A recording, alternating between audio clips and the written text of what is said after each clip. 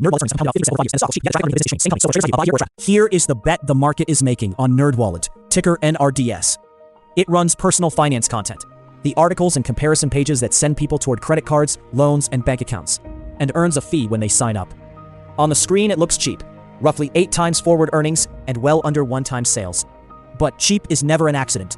The price is making one quiet assumption, that a business model pivot is working, that as old search traffic fades, higher margin money, from people NerdWallet routes all the way through to a product, grows fast enough to more than replace it. That is the bet. The trader's question tonight is whether it's a buy here or a trap. Start with the bull case, because the numbers are genuinely strong.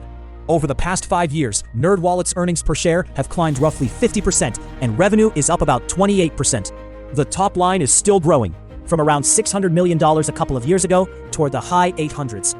The reason that matters, it is happening while old search traffic softens, which is the whole point of the pivot. Free cash flow has held up, the multiple is low, and Wall Street's consensus leans buy with a target above today's price. This is not a story stock running on a promise. The profits are in the filings, and the engine is real. Now the other side, and it is just as real. You do not buy a business. You buy a business at a price, and this price is cheap for a reason. The reason is a leak underneath the floor.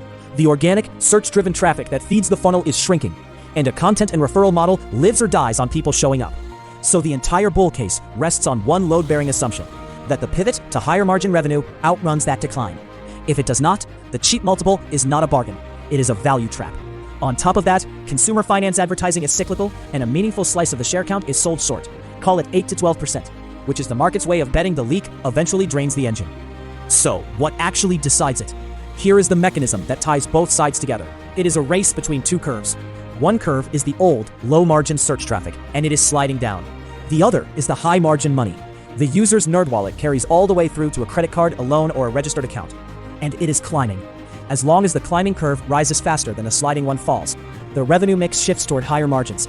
Earnings compound, and the bulls are right.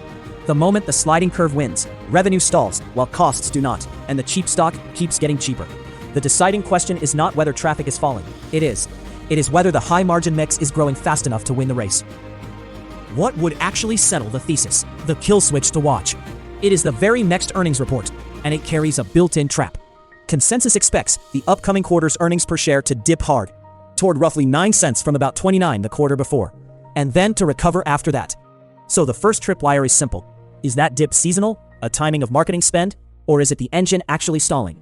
The second tripwire is the mix. If revenue lands soft and the high-margin share is not visibly growing, the bear's traffic leak story gets its evidence, and a stock with a short crowd behind it can fall fast.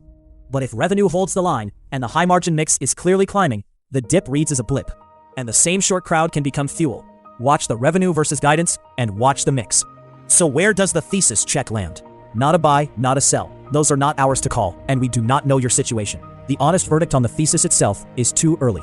Here is what that means. The cheapness is real and the pivot is real. Earnings have compounded and the high-margin engine clearly exists. But whether it's winning the race against the traffic leak is exactly what the numbers have not yet confirmed. And the very next quarter is a guided dip that can be read either way. A cheap price is the reward and the warning. It pays you to be right and punishes you if the leak wins. Too early is not bearish. It means the evidence that settles this arrives on a date, not today. The pivot is real. Whether it's winning isn't proven yet. Back to where we started. NerdWallet, a cheap-looking fintech in the middle of a business model pivot, priced as if the high-margin engine is already winning. Now you have the trader's thesis check to read it with. Compounding earnings, a low multiple, and a real pivot on one side. A shrinking traffic funnel, a guided earnings dip, and a short crowd on the other. The verdict was too early, not broken. A real engine whose biggest open question is whether the mix is winning the race yet. The deciding print is the next quarter, which is exactly why we will run this thesis check again the day those numbers land. None of this is financial advice or a recommendation to buy or sell. The figures come from public sources and may be approximate, so verify them yourself before any story decides for you. Cheap is a question. The next print is the answer.